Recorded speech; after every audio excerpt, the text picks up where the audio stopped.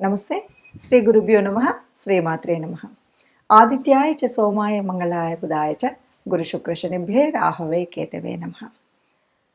ప్రతి మాసంలో చెప్పుకుంటున్నటువంటి మాస ఫలితాల్లో ముఖ్యంగా ఈ మాసం అంటే జూలై 2024 గాను గ్రహస్థితి ఎలా ఉంది, ఒక్కొక్కరి మరి వ్యాపార ఉద్యోగ పరిస్థితులు ఎలా ఉన్నాయి, వివాహాది శుభకార్యాలకు నాంది ఎలా ఉంటుంది, ఇలాంటి విషయాలపై మన ఆర్థిక వ్యవస్థ, ఆరోగ్యం వీటన్నిటి గురించి తెలుసుకుందాం. ముందుగా జూలై మాసం అంటే ఈ మాసానికి కొంత ప్రత్యేకత అయితే ఉంది అని చెప్పాలి. మనం ఆంగ్ల ప్రకారంగా ఆంగ్ల తేదీల ప్రకారంగా చూసుకున్నప్పటికీ మనకు వచ్చేటువంటి మాసాలు అయితే మనకు జూలై అనగానే ఆషాఢ మాసం వచ్చేటువంటి పరిస్థితి. మరి ఈ మాసంలో ప్రత్యేకించి కొన్ని మార్పులు అంటే ఇందులో ప్రత్యేకించి జరిగేటువంటి మార్పుల్లో మొదటిది తొలి ఏకాదశి అనేటువంటి పండుగ రావడం. ఇక రెండవది మనకి అయనం మారడం. పూర్తిగా సౌరమాన ప్రకారంగా ఆధారపడినటువంటి మనకు 6 నెలలు ఉత్తరాయణం, 6 నెలలు దక్షిణాయనంగా మనం భావించినప్పుడు సూర్యుడు కర్కాటకంలోకి ప్రవేశించినప్పుడు వచ్చేటువంటి మాసం, మరి వచ్చేటువంటి స్థితి దక్షిణాయనం. దక్షిణాయనంలో దైవ ఉపాసన చేయడం అనేటువంటిది ఒక సలక్షణమైనటువంటిది, మన ఆరోగ్యాన్ని ఆయుష్ని కాపాడుకునేటువంటి స్థితి. ఈ పరిస్థితుల్లో మరి ఈ నెలకు గ్రహాలు ఎక్కడెక్కడ ఉపస్థితి అయి ఉన్నాయి ఏంటి చూద్దాం. ముందుగా మనం చూసినట్టయితే మేషరాశిలో రాస్యాధిపతి అయినటువంటి కుజుడు అక్కడే ఉండడం అనేటువంటిది మొదటి స్థానం. ఇక వృషభ రాశిలో గురువు ఉంటాడు. గురువు ఉన్నప్పటికీ 12వ తారీఖుకి మరి ఇదే కుజుడు గురువుతో కలవడం, ఇక్కడ మనకి గురుమంగళ యోగం కూడా ఏర్పడేటువంటి ఒక శుభకరమైనటువంటి పరిస్థితి కనిపిస్తుంది. ఇక తదుపరి మిథునంలో రవి, బుధుడు, శుక్రుడు ముగ్గురు ఉన్నారు. ఈ ముగ్గురు ఒక్కొక్కరు మారుతూ ఉంటారు. అంటే 17వ తారీఖున మనకు రవి కర్కాటకంలోకి ప్రవేశిస్తాడు. ఇక్కడే మనకు దక్షిణాయనం ప్రారంభమవుతుంది. అలాగే బుధుడు 7వ తారీఖున, శుక్రుడు 20 తదుపరి, ఇలా ముగ్గురు కూడా కర్కాటకంలోకి ప్రవేశించేటువంటి పరిస్థితి. ఇక కేతువు కన్యలో ఉన్నారు.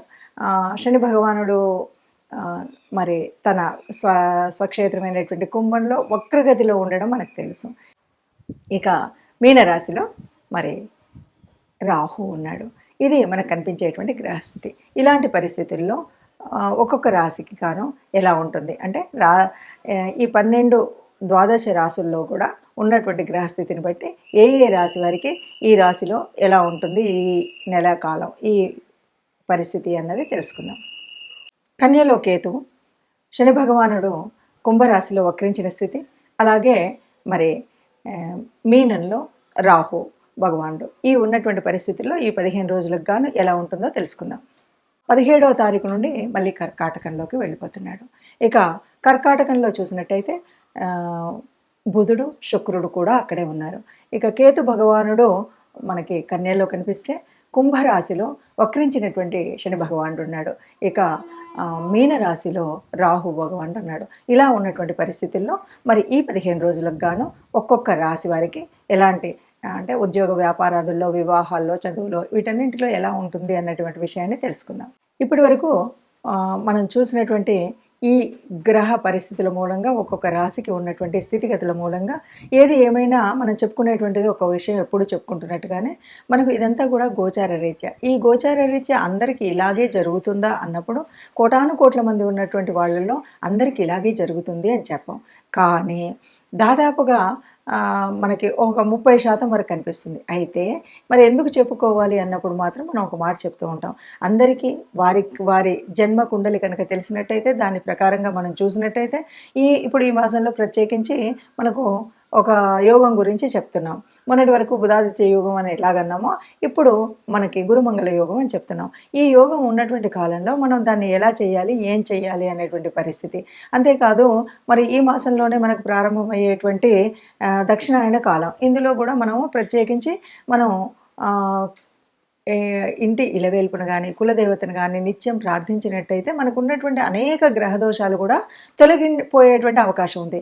అందువల్ల మీకున్నటువంటి గ్రహ పరిస్థితిని చూసుకొని తదుపరి రాశి మిథున రాశి.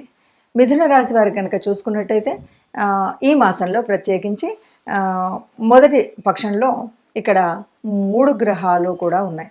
ఒకటి రవి గ్రహం, రెండవది బుధుడు, 3 శుక్రుడు. ఈ కాంబినేషన్ వల్ల ధైర్యం ఉంటుంది, చక్కటి ఉపయోగాలు ఉంటాయి. అన్ని రకాల అందరితో మాట్లాడేటప్పుడు చాలా బాగుంటుంది.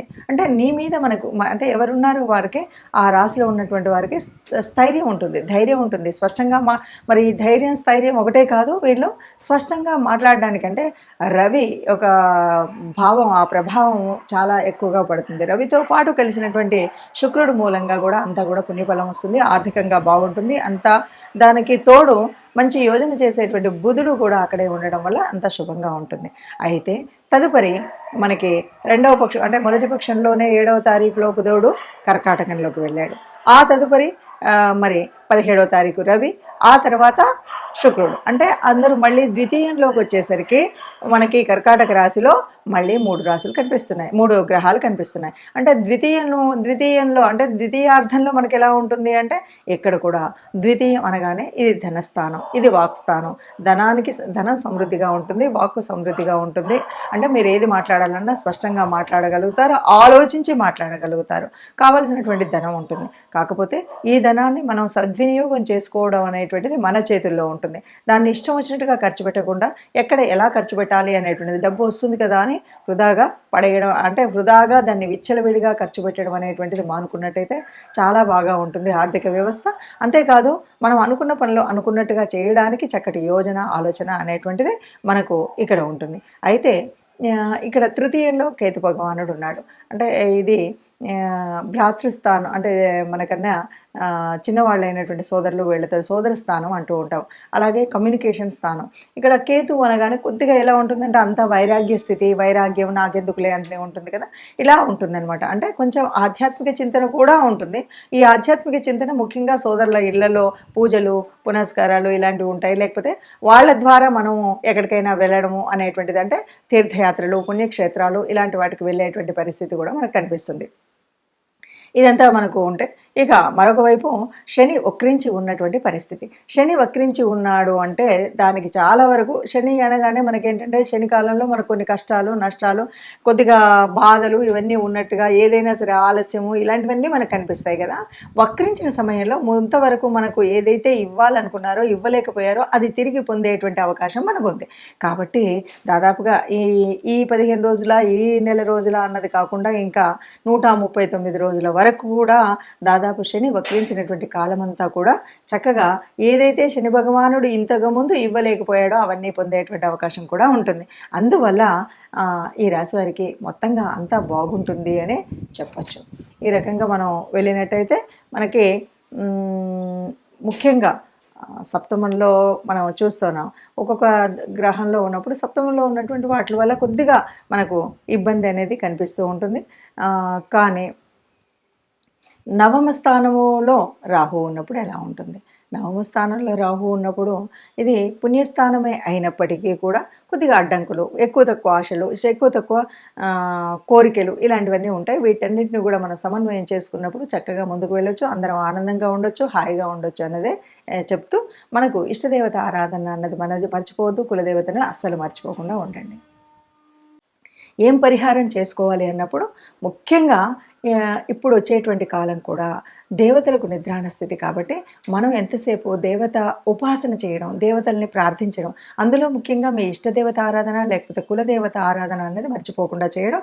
దానితో పాటు ఆరోగ్యం సరిగ్గా ఉండాలి అనేటువంటి వాళ్ళందరూ కూడా, ఎవరైనా అనారోగ్యంతో ఉన్నటువంటి వారు కానీ, ఇప్పుడున్న వాళ్ళు ఆరోగ్యాన్ని సమతుల్యంగా ఉంచుకోవాలనుకునేటువంటి వారు కానీ ప్రత్యక్ష సూర్యనారాయణుడు మర్చిపోకుండా ప్రార్థించడం, సూర్య నమస్కారాలు చేయడం, ఆదిత్య హృదయం వినడం, ఇవి ఈ మాసమంతా తప్పనిసరిగా చేయాలి. ఈ మొదటి పక్షంలో చేయాలి, రెండవ పక్షంలో చేయాలి. ఇందులో ఎలాంటి అది లేకుండా మీరు నిత్యం చేయడం. ఇంకా వీలైతే కనుక ముఖ్యంగా చెప్తూ ఉంటారు ధ్యానం అంటుంటారు. ఎందుకంటే ప్రశాంతంగా ఉండడం, మానసికంగా అల్లకల్లోలం లేకుండా మనం ఉండడం అనేటువంటిది ప్రత్యేకించి ఈ మాసం నుండి రాబోయే 4 మాసాల వరకు మనం చేయవలసినటువంటిది. ఎందుకు అంటే ఇక్కడ మనకి దేవతలందరూ కూడా నిద్రలోకి వెళ్తున్నారు అంటారు. అంటే ముఖ్యంగా స్థితికారకుడైనటువంటి విష్ణుమూర్తి నిద్రాణంలోకి వెళ్ళేటువంటిదే మనకు శయన ఏకాదశి. మరి ఇక్కడ నుండి అంతేకాదు దక్షిణాయన కాలం ఇక్కడంతా కూడా సూర్యుడు భూగోళానికి దూరంగా వెళ్తాడు కాబట్టి సూర్యుడు తాను ఇచ్చేటువంటి శక్తిని ఇవ్వడు కాబట్టి మనకు అనేక రకాలైన అనారోగ్యాలు వచ్చేటువంటి సమయం కాబట్టి మనం ఈ పని చేస్తూ కొన్ని రెమెడీస్ మనకు అందులో ఎలా ఉన్నా మంచి చేసినా చెడు చేసినా గ్రహాల స్థితి ఎలా ఉన్నా కూడా కొన్ని రెమెడీస్ అయితే చేయాలి. ముఖ్యంగా విష్ణు సహస్రనామాన్ని వినడం, దాంతోపాటు గోశాలకి వెళ్ళడం, గోవులకి గ్రాసం తినిపించడం, ఇలాగే దానం, అలాగే మనం ఎప్పుడు కూడా ధ్యానం, ఈ రెండు కూడా ఈ 4 ఏళ్ల కాలానికి ఇది ఒకే రెమెడీ అండి. మనకు చేతనైనంత దానం చేయడం, ఏదైనా సరే ప్రశాంతంగా ఉంటూ ఇష్టం వచ్చినట్టుగా ఎక్కువ తక్కువగా మాట్లాడకుండా ఉండడం అనేటువంటిది మంచి రెమెడీగా మనం చెప్పుకోవచ్చు. ఈ రకంగా మనం చేసినట్టయితే అందరం సుఖంగా ఉంటాం, అందులో మనము ఉండాలని ఆశిస్తూ సర్వే జనా సుఖినో భవంతు.